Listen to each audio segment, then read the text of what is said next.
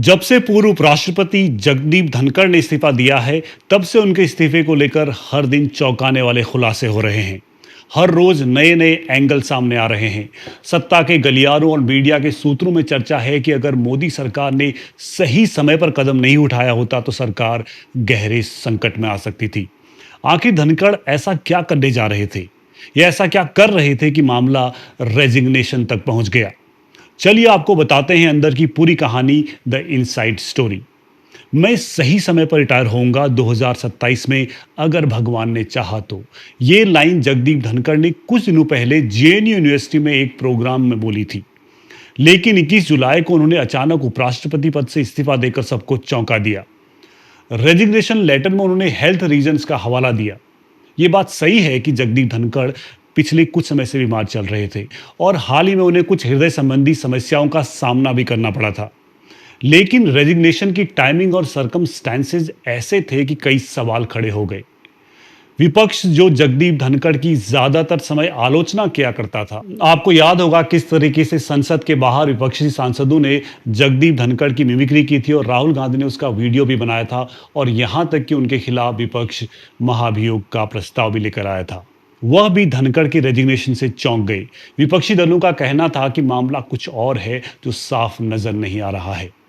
और ऊपर से जगदीप धनखड़ के इस्तीफे के बाद न तो सरकार की ओर से और न ही उपराष्ट्रपति के ऑफिस की तरफ से कोई भी ऑफिशियल स्टेटमेंट जारी किया गया। इससे राजनीतिक हलकों में अटकलों का दौर लगना शुरू हो गया। जगदीप धनखड़ के रेजिग्नेशन की वजह जानने के लिए पहले आपको इस्तीफे के दिन के पूरे घटनाक्रम को समझना होगा। चलिए अब आपको बताते हैं कि 21 जुलाई को दोपहर 1 बजे से शाम 5 बजे के बीच क्या क्या हुआ। राज्यसभा में कांग्रेस के व्हिप जयराम रमेश दोपहर 2:20 में सभापति जगदीप धनखड़ के कार्यालय गए और उनके निजी सचिव को जस्टिस यशवंत वर्मा के खिलाफ महाभियोग पर 63 विपक्षी सांसदों द्वारा साइन किया हुआ नोटिस दिया। 3:40 में जयराम रमेश ने सोशल मीडिया पोस्ट के जरिए इस बात की घोषणा की थी। 4:07 में राज्यसभा में सभापति जगदीप धनखड़ ने जस्टिस यशवंत वर्मा के खिलाफ महाभियोग के प्रस्ताव के बारे में सदन में विपक्ष द्वारा दिए गए नोटिस की जानकारी दी। यह सुनकर सत्ता पक्ष के कान खड़े हो गए। याद रखिए, यह सब सरकार को अंधेरे में रखकर किया जा रहा था।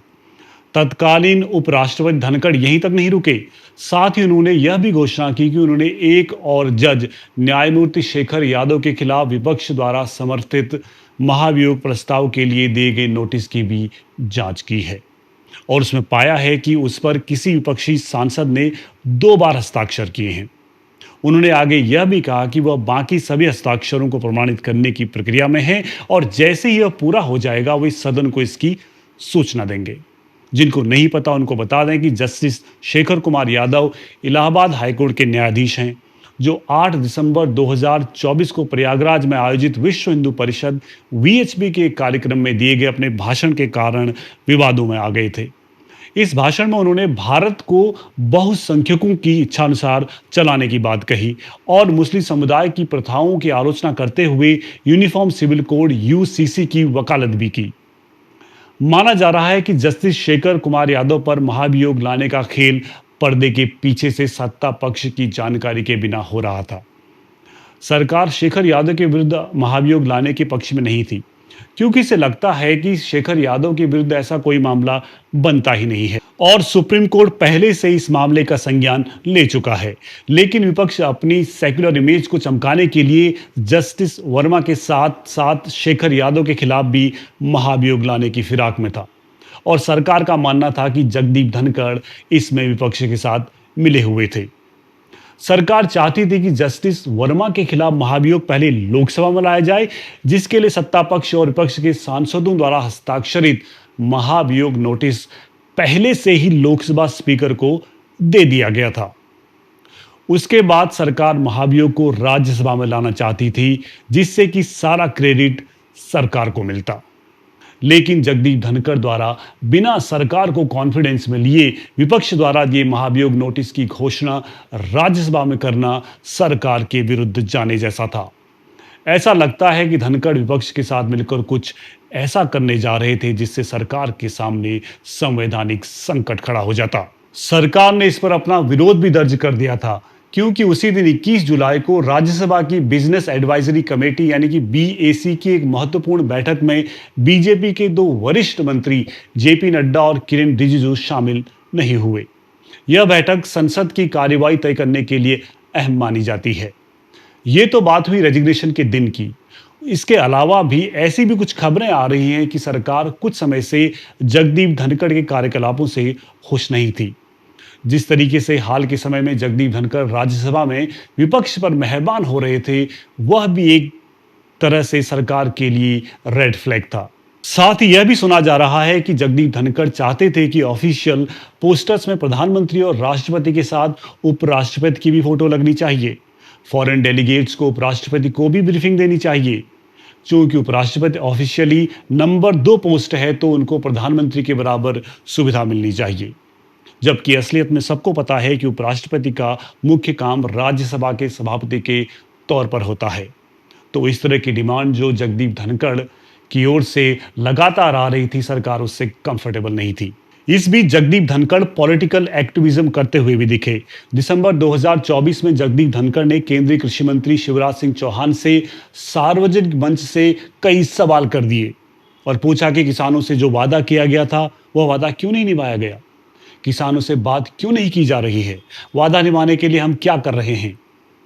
सरकार उपराष्ट्रपति के इस तरह के पॉलिटिकल एक्टिविज्म से भी नाखुश थी। आपने नोटिस किया होगा कि जगदीप धनखड़ न्यायपालिका पर लगातार सवाल दागते रहे हैं और ज्यादातर सवाल ऐसे होते हैं जो शायद जनता भी जानना चाहती है, जनता भी पूछना चाहती है। एक और थ्योरी यह भी सामने आ रही है कि धनखड़ के लगातार न्यायपालिका के खिलाफ तीखे बयानों से सरकार असहज हो गई थी। उन्होंने सुप्रीम कोर्ट द्वारा नेशनल जुडिशियल अपॉइंटमेंट्स कमीशन यानी कि एनजेएसी कानून रद्द किए जाने की निंदा करते हुए न्यायपालिका द्वारा संवैधानिक सीमाओं का उल्लंघन का आरोप भी लगाया था। उनके बयानों को अक्सर सरकार का रुख माना जाता था, जिससे सरकार आलोचना के घेरे में आ जाती थी। अब यह पूरी तरीके से क्लियर हो चुका है कि सरकार पूर्व उपराष्ट्रपति जगदीप धनखड़ से काफी समय से नाराज चल रही थी और उन्हें फोर्स किया गया रिजाइन करने के लिए। सरकार जगदीप धनखड़ से किस कदर नाराज थी, वह इस बात से पता चलता है कि ना तो उनको फेयरवेल सेरेमनी का अवसर मिला और धनखड़ के इस्तीफे पर प्रधानमंत्री ने एक्स पर जो संदेश लिखा वो बहुत ही ज्यादा फॉर्मल और कोल्ड था। यानी कि इस मानसून सत्र में राज्यसभा में बिना सत्ता पक्ष को कॉन्फिडेंस में लिए जिस तरीके से पूर्व उपराष्ट्रपति अपने मन से डिसीजंस ले रहे थे, वो वह लक्ष्मण रेखा थी जिसे लांघना जगदीप धनखड़ के लिए घातक सिद्ध हुआ। आपको क्या लगता है, क्या यह इस्तीफा सिर्फ हेल्थ इश्यू की वजह से था या सरकार और धनखड़ के बीच गहराते हुए टकराव की वजह से? अपनी राय कमेंट सेक्शन में जरूर दें। वीडियो को शेयर करें और पब्लिक ऑफ भारत को सब्सक्राइब करना ना भूलें। तो मिलते हैं अगले वीडियो में।